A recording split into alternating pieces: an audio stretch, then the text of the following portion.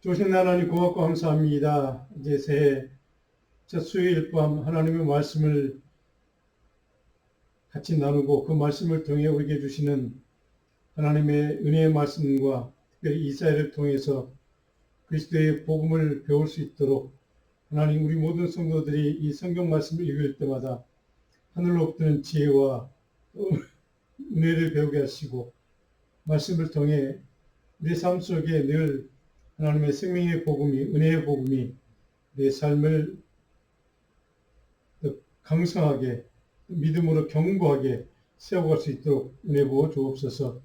이사야의 말씀을 통해 배우는 모든 시간들이 하나님의 큰 권능을 얻고, 은혜를 얻고, 힘을 얻고, 생명의 능력을 입을 수 있는 복된 시간을 채워 주옵소서. 감사하고 예수님 기도합니다. 아멘. 우리가 이사야 말씀을 이제 시작을 합니다. 자, 11월 17일 아마 그 주간에 이사야 1장, 개론과 1장을 공부했는데요. 아마 다 여러분들이 우리 교회 단톡방에 쭉 올라가시면 11월 한 20일경 그때 무렵을 보시면 이사야 강의 개론 내용들이 있습니다. 그걸 참조해 주시면 좋겠고요. 오늘은 이제 2장부터 공부할 텐데요. 그때 제가 드렸던 요절 말씀이 있습니다. 열왕기하 23장 2절 말씀 같이 읽고 시작합니다. 이에 왕이 여호와의 성전에 올라가매 유다 모든 사람이 다 왕과 함께 한지라. 왕이 여호와의 성전 안에서 발견한 언약책의 모든 말씀을 읽어 무리의 귀에 들리고, 율법책을 발견해서 그것을 백성들이 읽어줬다는 이야기가 있는데, 오늘 이사야 말씀 우리가 같이 앞으로 공부할 때 그 말씀이 우리의 귀에, 우리 영적인 귀에 우리가 들릴 수 있는 말씀이 되도록 계속 기도 부탁을 드리겠습니다. 오늘 2장 말씀 공부할 텐데요. 본문을 이제 정확히 읽고 어떤 말씀, 사실이 기록되어 있는지를 같이 확인을 하고 또 그에 대한 이해를 우리가 어떻게 할 수 있는지를 같이 한번 나눠보려고 합니다. 2장 전체 주제는 세속주의, 혼합주의라고 합니다. 세속주의, 혼합주의, 이런 우상 숭배를 철저히 단절하는 삶을 살라는 하나님의 메시지, 경고가 오늘 말씀의 주제입니다. 자, 2장 첫 번째 우리 1절을 보시면 1장을 공부했을 때 기록되었던 말씀과 동일한 말씀이 2장 1절에 기록되어 있습니다. 1장 1절 말씀과 같은 말씀인데, 아모스의 아들 이사야가 받은 바 유다와 예루살렘에 관한 말씀, 그러니까 아모스의 아들 이사야 선지자가 하나님께 받은 예언의 말씀, 이제 이렇게 이 말씀을 다시 한번 2장 1절에 확인해 주고 2장을 시작을 합니다. 오늘 1절로부터 4절까지 첫 번째 단락에는 어떤 내용이 기록되는가, 이제 하나님이 선지자를 통해 우리에게 주신, 이스라엘 백성들에게 주시는 최후 심판에 대한 경고, 그리고 그 이후에 있을 하나님이 주시는 영광에 대한 소망에 대해서 예언을 하는 말씀이 2장 1절로 4절에 기록되어 있습니다. 2절을 우리 1절로부터 몇 절만 같이 읽고 오늘 말씀을 같이 나눕니다. 2장 이사야에서 성경을 다 펴시고요. 969면 구약성경, 제 성경으로는 2장 2절부터 4절까지 한번 같이 읽어볼까요? 2절부터 4절까지. 마리의 여호와의 전에 산의 모든 산 꼭대기에 굳게 설 것이요 모든 작은 산 위에 뛰어나리니 만방이 그리로 모여들 것이라. 많은 백성이 가며 이르기를 오라 우리가 여호와의 산에 오르며 야곱의 하나님의 전에 이르자. 그가 그의 길을 우리에게 가르치실 것이라. 우리가 그 길로 행하리라 하리니 이는 율법이 시온에서부터 나오며 여호와의 말씀이 예루살렘부터 나올 것입니다. 그가 열방 사이에 판단하시며 많은 백성을 판결하시니 우리가 그들의 칼을 쳐서 보습을 만들고 그들의 창을 쳐서 낫을 만들 것이며 이 나라와 저 나라에 칼을 들고 서로 치지 아니할 것이다. 다시는 전쟁을 연습하지 아니하리라. 네. 자, 쭉 읽어보면 예언 말씀, 멸망, 최후 심판에 대한 멸망 예언으로부터 시작해서 마지막 4절이니까 다시는 이 땅에 전쟁이 일어나지 않을 것이다. 전쟁 연습을 할 필요도 없고 뭐 싸울 이유가 없도록 완전한 평화를 허락하시겠다. 이게 이제 최후 심판 이후에 하나님이 우리에게 그런 온전한 평화를 주시겠다라는 약속으로 이 짧은 2절로부터 4절까지 말씀이 전체를 쭉 이제 메시지 전체를 통괄하는 그러한 내용을 기록해 주고 있습니다.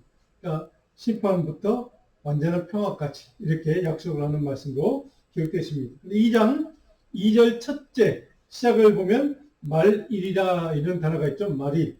그러니까 종말에 대한 이야기라는 뜻입니다. 종말에 대한 예언의 말씀이다 라고 먼저 밝히고 시작을 합니다.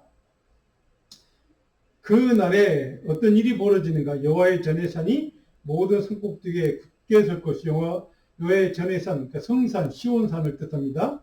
예루살렘 성전이 있는 산 뜻합니다. 성국대기에 굳게 선다. 확실하게 하나님의 나라가 선다는 뜻입니다. 모든 작은 산에 뛰어나리니 만방이 그저 모여들 것이다. 라고 이렇게 기록하고 있습니다. 하나님의 심판의 날을, 최후 심판의 날을 예언하고, 이 날에 일어날 일들을 이제 예언하는 하나님의 메시지임을 다시 한번 확인해 주고 있습니다. 그럼 3절에 보니까 우리가 여호와의 산에 오르며, 이 말을 여러분들이 아마 시편을 읽으실 때 보셨던 기억이 있을 겁니다. 여호와의 산에 오른다, 성산에 오른다 이런 뜻입니다. 야곱의 하나님의 전에 이르자 하나님의 전 예루살렘 성전이 있는 시온산에 오른다 하는 시편에 보면 그런 시편의 내용들이 있습니다. 올라가면 어떤 일을 우리에게 하나님이 주시는가? 그의 길을 우리에게 가르쳐 주실 것이다. 그의 길로 우리는 행하면 된다 하는 게 이제 2절이고요. 그 이유, 성산에 올라가는 까닭이 무엇인가?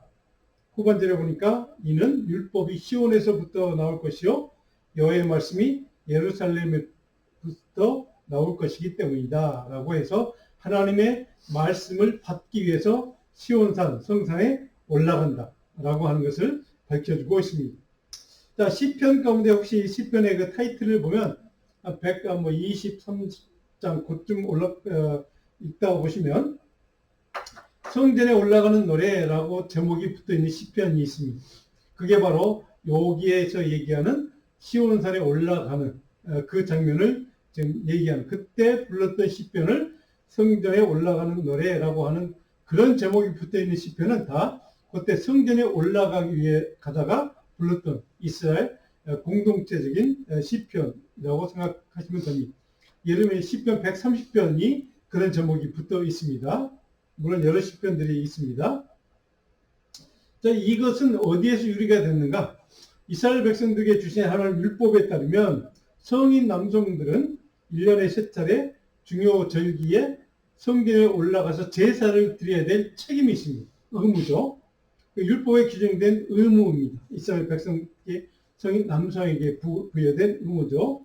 어떤 절기에 올라가는가? 무교절, 그러니까 유월절이라고 하는 무교절, 그다음에 77절이라고 불리는 오순절 때, 그리고 초막절이라고 불리는 수장절 때, 이 세 차례 의무적으로 올라가서 하나님께 세금을 바치고 제사를, 제물을 드려야 됩니다.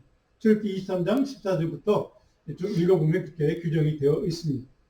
자, 이 하나님의 명령에 따라 성전에 올라갈 때마다 불렀던 시가 이제 성전에 올라갈 때 부른 시 이렇게 되어 있는데, 오늘 이사야 2장에 나와 있는 2장 3절에 보니까 여호와의 전에 이르자, 그때 올라가면서 불렀던 노래, 그것을 성전에 올라가는 노래라고 시편은 그렇게 붙여놓고 있다는 것이죠. 자, 그러면 4절은 보면 거기에 올라가서 그들이 기대하는 내용은 무엇인가? 올라가면 하나님이 어떤 일을 하실 것이라고 그들은 기대하고 올라가는가? 4절에 보면 그가 열방 사이에 판단하시며 많은 백성을 판결하시리니 우리가 그들의 칼을 쳐서 보습을 만들고 그들의 창을 쳐서 낫을 만들 것이며 이 나라와 저 나라가 다시는 칼을 들고 싸우지 않고 이 땅에 다시는 전쟁이 없도록 만들어 주실 그날, 그 최후의 심판의 날이 지나고 나면 우리에게 그렇게 하나님이 완전한 평화를 약속해 주셨다라고 하는 것으로 4절이 끝이 나고 있습니다. 이 일을 하시는 분은, 행하시는 분은 누구입니까? 심판주이신, 창조주신 여호와 하나님이라고 정확하게 우리에게 밝혀주고 있습니다. 하나님의 심판과 징계를 준비하라는 메시지이기도 합니다. 하나님의 심판 때가 다가온다는 메시지입니다. 그러면 너희는 하나님의 심판 이후에는 이런 날이 있을 것을 소망하고 기대함으로, 완전한 평화를 주실 것을 소망하고 기대함으로, 그리고 그 믿음으로 그 심판의 날을 준비하라 라고 하는 예언의 메시지가 이사야 전체의 핵심 줄거리입니다. 자, 그럼 이 1절로 4절까지 제가 여러분 설교 노트에 보면 제목을 붙여놨습니다. 관점과 해석적인 중점 내용이 무엇인가를 몇 가지로 제가 요약을 했습니다. 오늘 여기 2절로 4절에 기록되어 있는 이 말씀은 구약 미가 선지자의 미가서의 4장 1절로부터 3절에 기록되어 있는 내용과 거의 동일한 내용이 그대로 반복되고 있습니다. 그러니까 미가서에도 이 내용이, 동일한 내용이 반복되어서 기록되고 있다는 것을 우리가 볼 수가 있습니다. 내용은 동일한 내용입니다. 심판의 하나님, 그 심판하시는 하나님이 동시에 우리에게 평화를 이루어 주시는 하나님이라는 뜻입니다. 4절에 있는 것처럼 온전한 평화를 주시는 그 하나님, 그러니까 심판하시는 하나님인 동시에 우리에게 온전한 평화를 주시는 하나님. 그런데 그 심판 이후에 평화가 온다는 사실, 이것을 우리에게 말씀하고 있다는 사실입니다. 이것이 이 신학적인 2장 전체 줄거리입니다.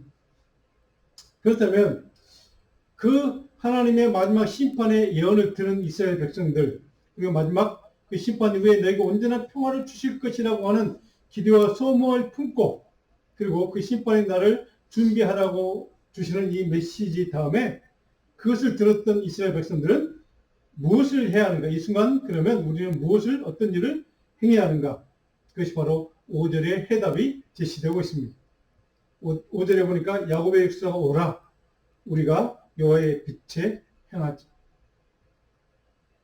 하나님의 빛, 생명의 빛, 구원의 빛, 은혜의 빛으로 돌아오라는 겁니다. 하나님의 마지막 심판의 때가 오기 전에 너희들 할 일은 지금 당장 하나님의 빛의 세계로, 말씀의 세계로, 생명의 세계로, 구원의 세계로 돌아오는 것이다 라고 하는 것을 해결책으로 제시해 줍니다. 물론 이 메시지의 핵심은 5절에 있습니다. 여기 1절부터 5절까지의 핵심은 바로 하나님이 너희에게 향하신 주님의 마음은 무엇이냐? 너희 속히 하나님의 빛의 세계로 다시 돌아와 하는 겁니다. 자, 역설적으로 이스라엘 백성들이 지금 그러면 빛의 세계 가운데 살아가지 않는다는 것을 뜻하죠. 빛을 떠나서 어둠의 세계에서 그들은 지금 죄악의 세계에서 살아가고 있다는 것을 이렇게 역설적으로 얘기해주고 있습니다. 그들은 지금 하나님의 말씀의 빛, 하나님의 뜻에 따라, 말씀에 따라 살고 있지 않다는 것을 역설적으로 반증해주는 말씀이기도 합니다. 그러므로 너희들이 지금 당장 하나님의 빛의 길, 말씀의 길, 생명의 길로 돌아와 라고 하는 게 하나님의 마음이라는 뜻이죠. 이 5절 쪽에서 우리가 깨닫는 해석적인 중점적인 내용은 무엇입니까? 바로 제가 스크린 보시면 기록되어 있고 여러분 설교 노트도 있습니다. 이스라엘 전체에 대한 오늘 우리 모든 하나님의 백성들을 향해서 주시는 메시지죠.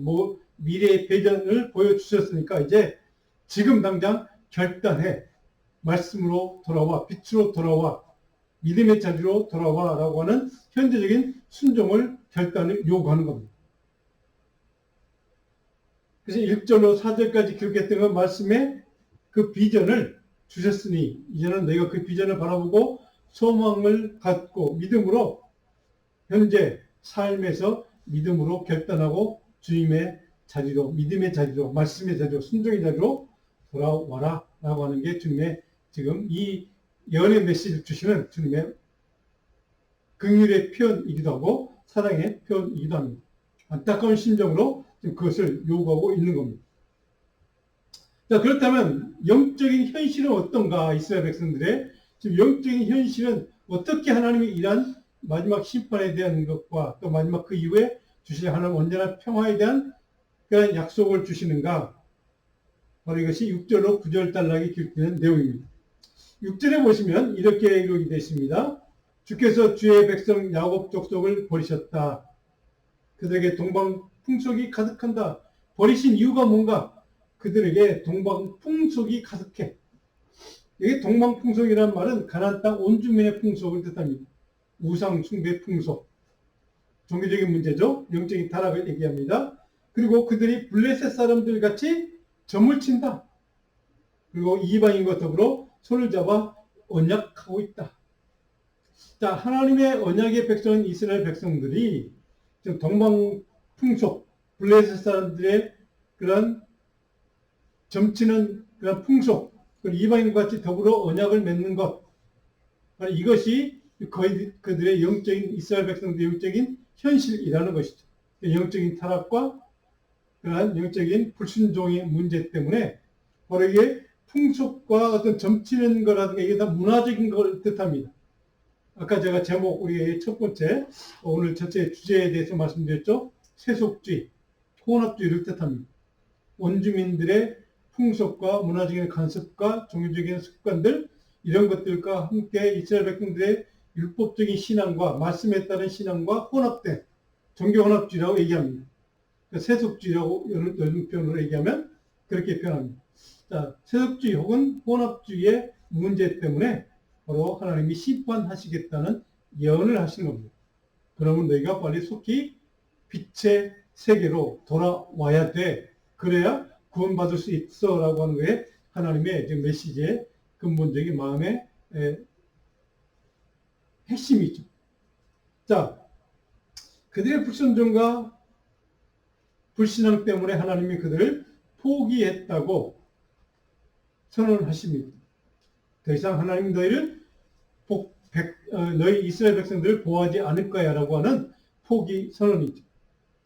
자, 그렇다면 그들이 하나님의 말씀과 뜻에 불순종한 원인은 뭘까? 물론 혼합주의적인 그러한 원주민들과의 어떤 섞여 살다 보니까 어떤 세속주의에 물들거나 아니면 종교적인 혼합주의에 물든 그러한 원인이 거기에 있습니다. 근데 그 내용을 정확하게 6절과 8절에는 또 이렇게 읽을 것입니다.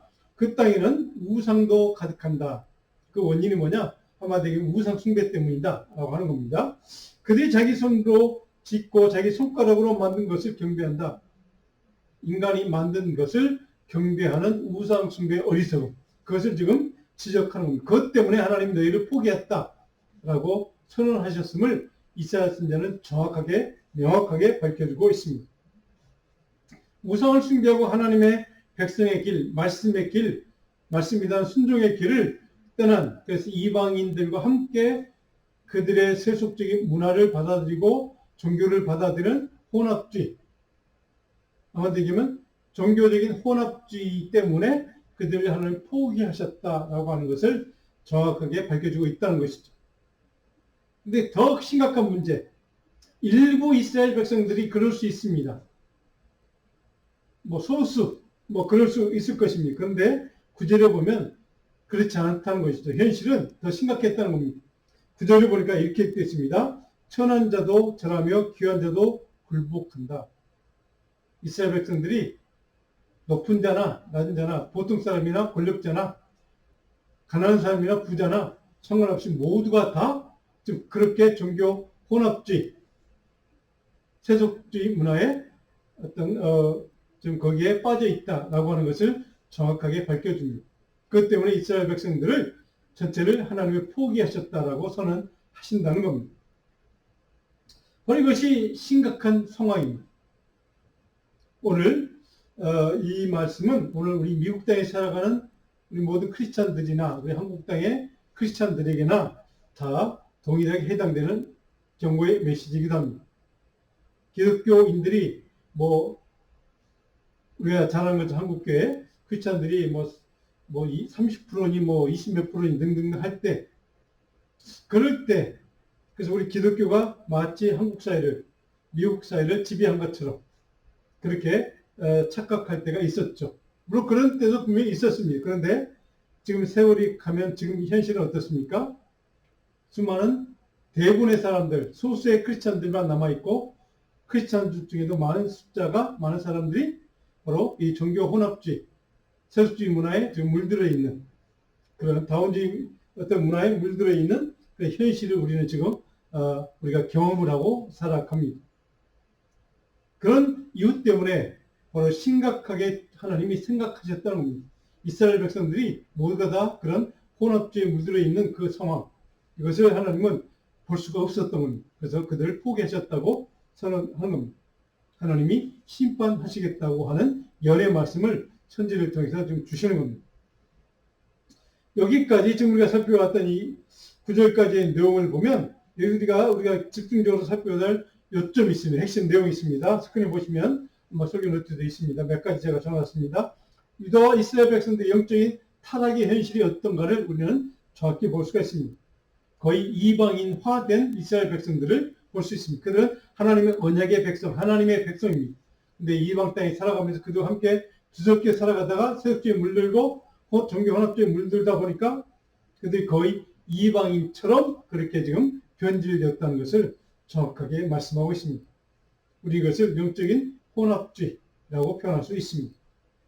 이방 풍습, 이방 종교의 문화, 우리 우상 숭배라고 합니다. 물질적인 풍요로움 때문에 그들이 너무 잘 살다 보니까, 그리고 군사력이, 인구가 많으니까 이스라엘 군사력에 의지합니다. 다른 말로 하면 자기가 갖고 있는 소유, 그리고 군사력, 인간적인 것들에 그들을 의지하고 살아가는 이스라엘 백성들로 변질되었다는 것이죠. 세상 사람, 가나안 원주민처럼, 보통 세상 사람처럼 그들도 하나님을 의지하는 것이 아니라 하나님의 말씀을 전적으로 순종함으로 주님을 의지하는, 주님이 주시는 그 능력에 의지하지 않고 그들이 가진 힘과 권력과 능력과 물질과 군사력, 힘에 의존하고 있는 이스라엘 백성들의 영적인 문제, 정신적인 문제, 그리고 불신앙의 문제를 하나님은 지금 보실 수가 없었다는 것이죠. 그래서 그것을 하나님이 심판하시겠다고 선언하시는 겁니다. 오늘 이 시대 우리에게 주시는 아주 심각한 경고의 메시지이기도 합니다. 바로 이 우상숭배, 세속화된 혼합주의적인 우상숭배의 문제가 바로 이스라엘 백성들의 근본 영적인 문제였고, 그것 때문에, 그들이 갖고 있는 힘 때문에 또 그들이 어떤 문제가 있었는가? 그들은 인간적으로 교만해지게 되었습니다. 교만합니다. 그들이 힘이 있다고 생각했습니다. 그러니까 하나님을 의지하지 않습니다. 자기들의 힘을 의지하게 된 거죠. 오늘 이 시대가 바로 동일한 문제를 지금 우리는 안고 있습니다.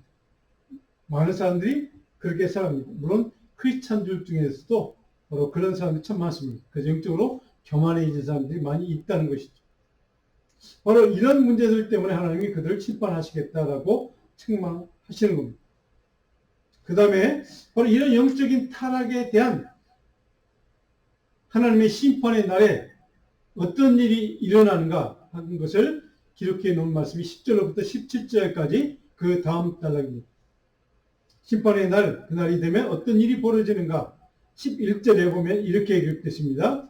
그날에 눈이 높은 자가 낮아지며 교만한 자가 굴복되고 여호와께서 홀로 높임을 받으시리라.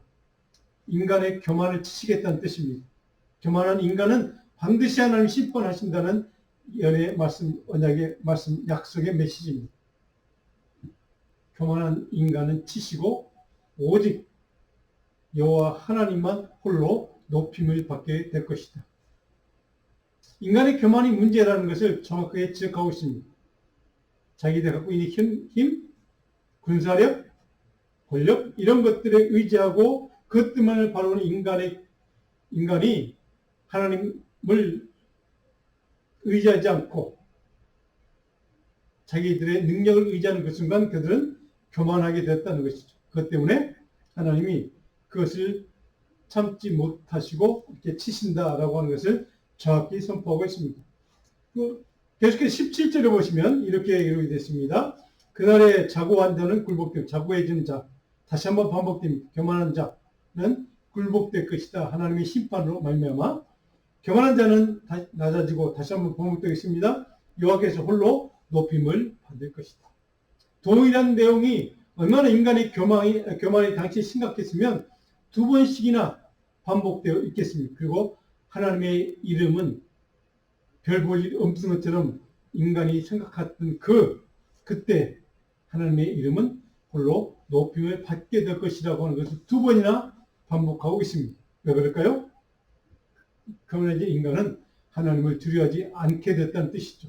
하나님을 경배하지 않게 됐다는 뜻이죠. 하나님을 높이지 않게 됐다는 뜻이죠. 대신에 자기가 하나님의 위치에 자기를 높이고 하나님의 위치에 자기 자신의 이름을 거기에 올리다 놓는 인간의 교만. 그래서 자고한 자는 굴복될 것이다 라고 정확하게 선포해주고 있습니다. 언제요? 그날이 오면. 하나님의 심판날이 되면. 바로 이것이 그 당시에 이스라엘 백성들의 문제였다는 사실을 우리에게 지적해 주는 이유가 어디 있습니까? 오늘 우리가 깨닫고 배워야 될 영적 교훈이 어디 있습니까? 바로 우리에게 주시는 교훈이라고 우리는 철저히 말씀을 깊이 묵상해야만 합니다. 창조주 하나님만이 전능하신 하나님만이 존귀하게 높임과 경배를 받는 것이 마땅하다는 사실. 인간은 그 누구도 하나님의 자리에 설 수 없다는 사실. 그 12절을 보시면 중요한 말씀이 있습니다. 대저 만군의 여호와의 날이 모든 교만한 자와 거만한 자와 자고한 자에게 임할 것이다. 하나님의 심판은 언제 이루어지는가? 하나님의 날, 그 심판의 날이 어떤 일이 벌어지냐? 교만한 자, 거만한 자, 자고한 자에게 하나님의 심판은 반드시 임하게 될 것이다. 하나님의 무서운 메시지입니다. 그리고 12절 마지막에 중요한 말씀이 있습니다. 그들이 낮아지리라.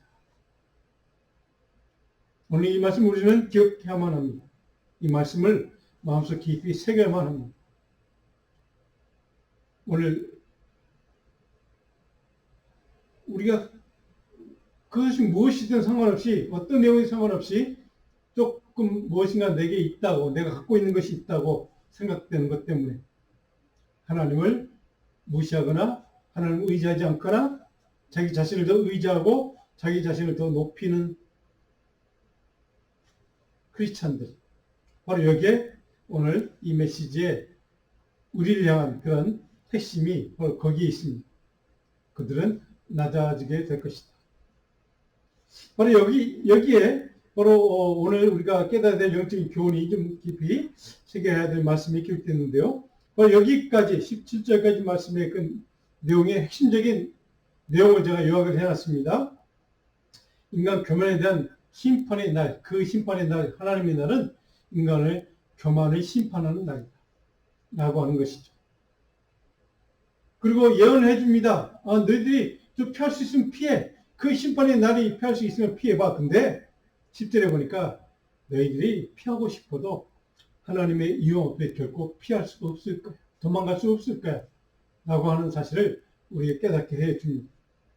그리고 12절, 16절까지는 그 마지막 때 하나님의 심판을 어떤 대상에 심판하실 건가, 심판의 대상에 대한 쭉 나열을 해놓고 있습니다. 그리고 17절을 보면 결론적으로 이렇게 선포하죠. 여호와의 이름만이, 주님만이 존귀 여김을 받을 것이다. 창조주 하나님, 여호와 하나님의 통치권, 주권을 정확하게 선포해주고 있습니다. 하나님만이 높임을 받을 것이다. 자, 그렇다면 그 다음으로 18절부터 21절까지 하나님의 심판인데 하나님이 이루실 일은 어떤 일이 이루어지는가? 교만한 인간을 심판하셨고 그 다음에 이 땅을 향해서 어떤 하나님의 심판이 이루어지는가? 어떤 일이 벌어지는가? 18절부터는 우상들은 온전히 없어질 것이다. 이 땅의 모든 우상들을 파괴하고 멸망할 것이라는 하나님의 예언의 메시지입니다. 2절에 보니까 사람이 자기를 위하여 경배하리라고 만들었던 온 우상과 금 우상을 그날에 두드려 박쥐에게 던져버릴 것이다 라고 이 땅의 모든 우상들을 하나님이 철저히 파멸시킬 것을 예언해 주고 있습니다. 언제요? 그날에 하나님의 날에 심판의 날. 그래서 21절까지의 내용의 핵심적인 해석 요점을 제가 적어놨습니다. 무가치된 우상의 완전한 소멸, 우상 숭배 종말을 예언해 놓고 있습니다. 너희들 그토록 신주처럼 모시는 그 신들, 우상들, 인간의 손으로 만들어진 모든 우상들을 하나님이 철저히 파멸하게 될 것이다. 그러므로 거기에 그 우상들에 의지하지 말라라고 하는 하나님의 준엄한 경고의 메시지입니다. 바로 이것이 혼합주의, 영적인 혼합주의에 문제가 있는 사람들을 향한 경고입니다. 우리 뭐 미국은 모르겠지만 우리 한국처럼 옛날부터 뭐 유골선에서 유교 문화 시대가 있고 불교 문화 시대가 있고 또 도교 시대가 있었죠 옛날에. 자, 그 종교적인 다원주의 문화 사회가 우리 한국 사회입니다. 근데 거기에 기독교가 들어왔죠. 그래서 우리 기독교 많은 크리스찬들의 그 영적인 근본적인 문제 가운데 하나가 좀 잘 아는 이야기입니다. 바로 그게 뭐냐? 샤머니즘이라고 하죠. 무속주의 신앙이 우리 크리스찬들, 우리 한국 크리스찬들 마음속에 깊이 뿌리 내리고 있는 것이 현실이기도 합니다. 그래서 하나님의 말씀, 그리스도의 복음으로 그 모든 것들을 다 제거해내야 되는데 하나님의 생명의 말씀만 남아야 되는데 그게 쉽지가 않다는 것이죠. 오늘 하나님의 말씀은 이스라엘 백성들 향해서 우리에게 바로 그 문제를 지적해주고 있습니다. 이스라엘 백성들의 혼합주의 문제가 바로 가나안 땅 온 주민의 문화와 종교에 휩쓸려서 바로 하나님 중심의 신앙과 함께 지금 혼합되어 있는 종교 혼합주의 문제가 그들의 문제였고 우리 한국 사회 기독교의 문제는 바로 거기에 있습니다. 그것을 하나님이 준엄하게 우리에게 경고해 주는 말씀이기도 합니다. 모든 우상들은 소멸된다는 겁니다. 우리가 나도 모르는 사이에 내 신앙에 한 줄기에 남아있는 그것을 우리 한국 고유 어떤 종교들, 그런 무속주의 신앙들, 이런 모든 것들을 하나님은 다 그날에 다 심판하시고 제거해 주신다는 뜻이기도 합니다. 하나님의 심판은 모든 우상을 제거하심으로 우리에게 중요한 것은 새로운 하나님의 은혜를 누릴 수 있는 기회를 허락하시는 길이기도 합니다. 모든 우리 가운데 있는 우상을 제거하심으로 말하여 하나님은 비로소 참된 하나님 중심의 신앙, 하나님 말씀 중심의 신앙, 참된 하나님이 우리에게 베푸시는 그 은혜를 누릴 수 있는 기회를 다시 한번 우리에게 허락하시는 기회가 바로 모든 우상을 제거함으로 주신다는 뜻이기도 합니다. 그래서 그 심판의 날은 우리 하나님의 백성들에게는 새로운 은혜의 시작일 수가 있는 겁니다. 그래서 그날을 우리가 처음에 아까 2절로 4절에 처음 단락에 살펴봤던 것처럼 언제나 평화를 주실 것이다라고 약속했던 이유가 바로 그것 때문입니다. 모든 우상을 제거하고 모든 우리 안에 있는 교만에 자고해진 그런 모든 것들을 다 제거하고 비로소 그 후에 우리가 온전한 하나님 주시는 평강의 은혜, 하나님의 새로운 은혜를 누릴 수 있는 기회를 주실 것이다 라고 하는 것이죠. 그래서 오늘 2장 한 장에만 해도 우리가 복음이 다 들어있는 내용입니다. 생명의 복음, 은혜의 복음이 다 이게 한 장 가운데 다 들어있는 면의 말씀이기도 합니다. 오늘 결론적으로 그럼 우리는 어떻게 해야 되는가? 그런 문제를 이겨내기 위해서 우리는 어떻게 해야 되는가? 22절을 같이 한번 읽어봅니다. 너희는 인생을 의지하지 말라. 그의 호흡은 코에 있나니 새말가치가 어디 있느냐? 한 구절로 요약해 줍니다. 너희는 인생을 의지하지 말라. 그래서 교만해지지 말라. 우상을 의지하지 말라. 오직 여호와 하나님만 의지하라는 것이죠. 하나님의 생명의 말씀만 의지하면 된다는 겁니다. 바로 이것이 오늘 결론입니다. 이것이 복음입니다. 인생을 의지하지 말고 오직 여호와의 말씀, 생명의 말씀, 그리스도의 복음만 의지하면 된다는 겁니다. 바로 이것이 오늘 이사야 선지자를 통해 주시는 하나님의 준엄한 경고의 메시지인 동시에 은혜의 복음의 메시지이기도 합니다. 이 땅에 그 어떤 것도 우리가 의지해서는 안 된다는 것을 다시 한번 확인시켜주는 말씀이기도 합니다. 자, 이 장 전체로 오늘 해석하는 몇 가지 중요한 내용을 한번 요약해 봅니다. 자, 결국 창조주 하나님만이 인간의 생사와 복을 주관하시는 분임을 우리는 다시 한번 확인할 수 있습니다. 두 번째로 인간의 생명, 인간의 끝 호흡은 창조주 하나님의 주권에 따라 결정되기 때문에 그렇습니다. 그 다음으로 세 번째, 그러므로 우리의 신뢰와 의지의 대상은 오직 하나님 뿐임을 다시 한번 확인할 수가 있는 겁니다. 인간 중심의 신뢰에서 하나님 중심 신뢰로의 전환을 요구하는 말씀이 오늘 메시지의 핵심 요약입니다. 오직 여호와 이름만, 여호와만이 홀로 높임을 받으실 것이다 라고 하는 게 오늘 메시지의 결론입니다. 자, 그때 오늘 말씀을 통해 2장을 통해 우리가 적용할 수 있는 교훈 한번 살펴볼까요? 우상 숭배로 인해 타락한 영적인 혼합주의, 세속주의와의 철저한 단절을 결단할 때라는 것을 말씀하고 있습니다. 두 번째로 우리의 절대 신뢰와 순종의 대상은 오직 여호와 하나님과 그 입에서 오는 말씀뿐임을 기억해야만 합니다. 다음, 하나님의 말씀에 대한 거절과 불순종의 삶에는 반드시 여호와의 날에 이 말 하나님의 심판이 수반됨을 기억해야만 합니다. 무슨 말씀입니다. 하나님의 심판이 있을 것이다. 오늘 요절 말씀 고린도후서 6장 16절입니다. 요절 말씀 같이 한번 읽어볼까요? 하나님의 성전과 우상이 어찌 일치가 되리요. 우리는 살아계신 하나님의 성전이자 이와 같이 이 하나님께서 이르시되 내가 그를 가운데 거하며 두루 행하며 나는 그들의 하나님이 되고 그들은 나의 백성이 되리라. 아멘. 하나님의 성전과 우상이 어찌 일치가 되겠느냐. 너희는 하나님의 거하는 성전, 하나님의 전이라는 뜻입니다. 그러면 너희는 우상을 숭배하면 안 된다는 것을 정확하게 바울서가 우리에게 지적해주는 말씀이다. 오늘 본문 이사야 2장과 동일한 메시지를 이렇게 우리에게 바울 통해 주고 있는 말씀이다. 자, 묵상과제 마지막으로 하나 드렸습니다. 오늘 본문 2절을 다시 한번 쭉 읽어보시면서 묵상 노트를 참조하시면서 다시 한번 복습하시면서 이 과제를 깊이 한번 여러분들이 스스로 기도하시면서 묵상해 보시기를 바랍니다. 기도하겠습니다.